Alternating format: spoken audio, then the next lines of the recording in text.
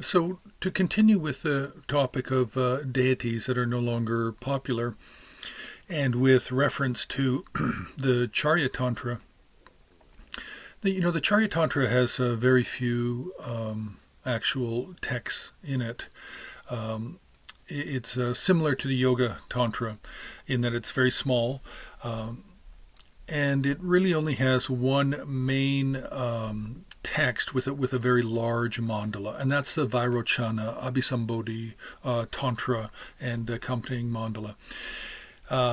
After that, we have a number of Vajrapani Tantras. And remember, the Charya Tantra is divided into three sections. We have the Tathagata family, Padma family, and the Vajra family. There are no tantras that belong to the Padma family. They don't exist. It is said that they were not taught in the human realm. So basically for the Charya Tantra, we have two actual categories. We have the Tathagata family and the Vajra family. So in the Tathagata family, the most important is the very large Vairochana, Abhisambodhi, Tantra, and Mandala. In the Vajra family, we have all of these miscellaneous Vajrapani Tantras and a couple of others, but they generally deal with wrathful deities and removing of obstacles similar to the Vajrapani. Where we really begin to see a difference is with the Tathagata family. According to some traditions, we also have the Manjushri Mulakalpa Tantra and the Siddhaikavira Tantra. Now, it's primarily early on where you have the Sakyas and Sakya-related traditions that place the Manjushri Mulakalpa and Siddhaikavira into the Charya Tantra rather than the Kriya Tantra classification. But we also have some others. We have Mitra Yogan, famous for the Mitra Gyatsa collection, compendium of practices. Mitra Yogan also places a number of practices from the Siddhaikavira actually in the Charya Tantra. So it's not just the Sakyas. There are others.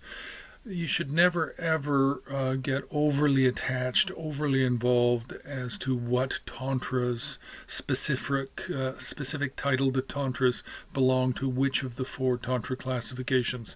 It's just really not necessary, and it's just a head scratcher in the end. Different traditions have different ways of doing it, and I'm not talking about Tibetans, I'm also talking about Indian scholars, Nepalese scholars, Kashmiri scholars. Different scholars and different traditions had different ways of classifying.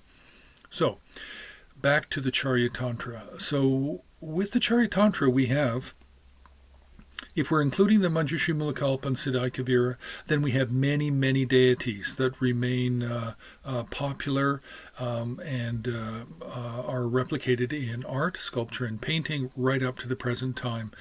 Within those two tantras, we have not just Manjushri, the Arapachana and the white Manjushri, but we have many other types.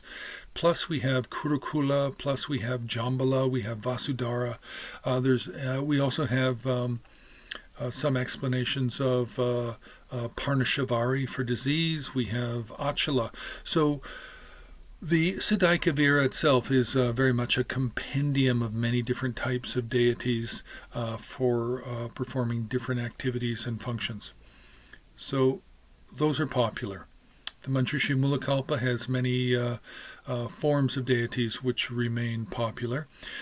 Now, in terms of the Vajra family for the Charya classification of Tantra, we have the Nilambara Dara. This is the blue-cloaked Vajrapani.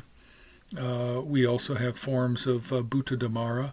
So there's many, many forms of Vajrapani that are still continued to be popular and continued to be created as art. But we also have many, many forms of these of Vajrapani and other wrathful deities. We can have Amrita Kundali, and we can have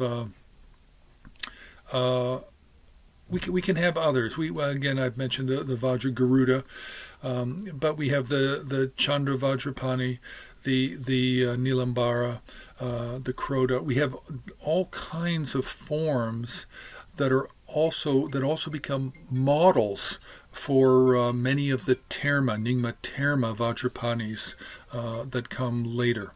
So that's just an overview of the popularity of deities in the Charya Tantra.